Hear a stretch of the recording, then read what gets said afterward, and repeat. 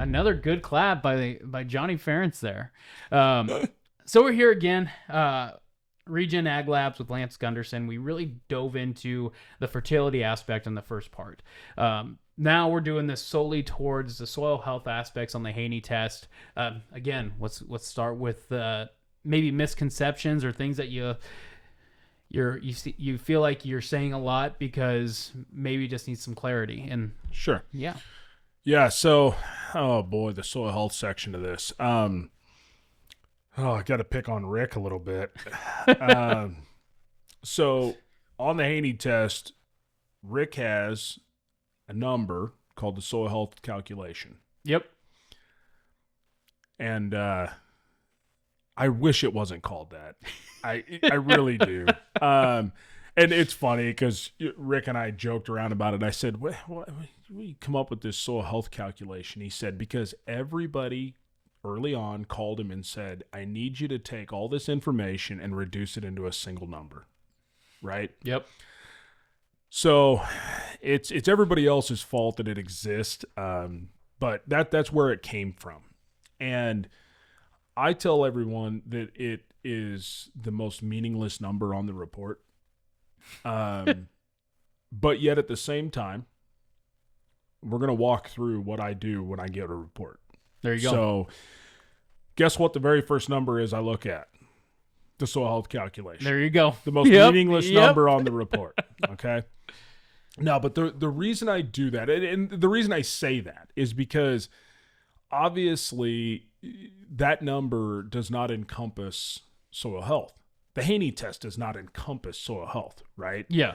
There are, and this is something that obviously Rick knows, and that's his biggest critique of it, of himself.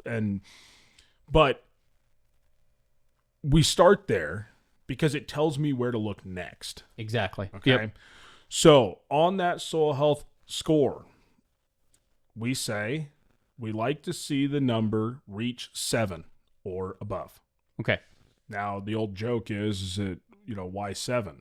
Like, how'd you come up with 7? And I just always joked around and said, well, why not? Why not 7? No, it has to do with that is kind of the tipping point where we start to see nitrogen being released. Typically, we've got a high enough level of microbial activity and biomass that we're starting to see benefit economically on the fertility portion that we talked about earlier.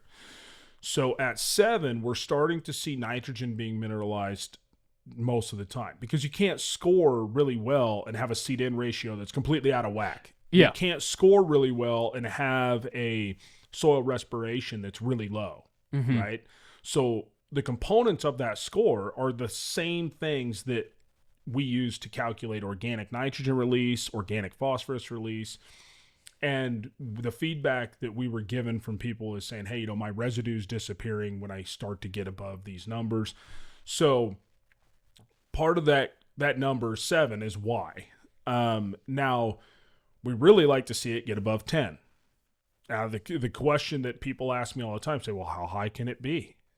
Well, the scale technically is infinite. Yeah, exactly. It's just limited by whatever we can measure. But the highest number I've seen is around 48. Wow. That was a heavily composted, manured soil. Yep. I have seen just straight soil run about 37, 38. Still, that's up there. Okay. Now, much like yield, that score has a potential based on your soil type, your climate. Yep. Okay.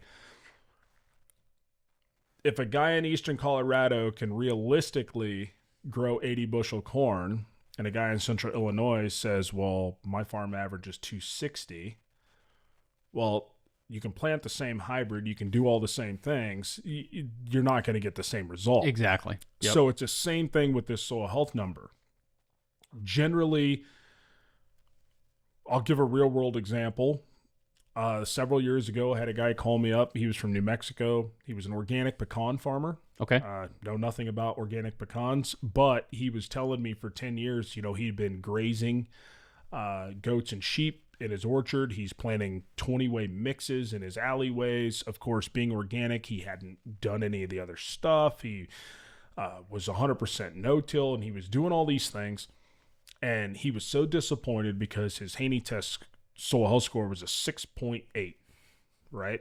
Okay. He was just, what am I doing all this for? So he went across the fence. I'm going to say he had permission. Yep. He went across the fence, pulled a sample off his neighbor's organic pecan farm.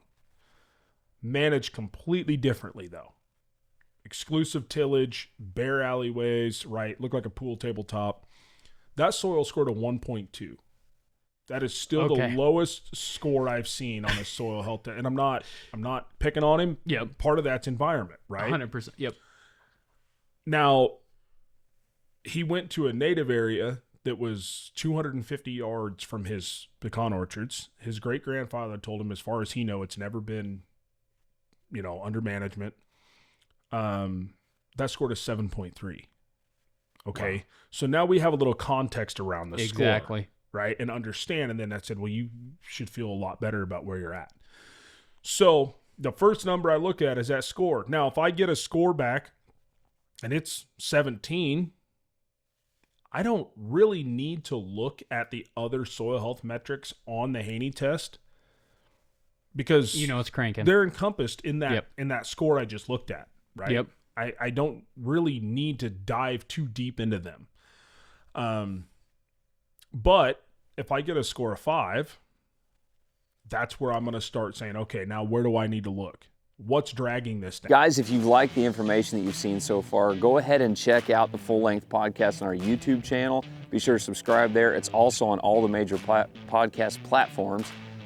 We're constantly dropping info and more content on all the social media platforms, TikTok, Instagram, Facebook, etc. Check it out for a lot more content.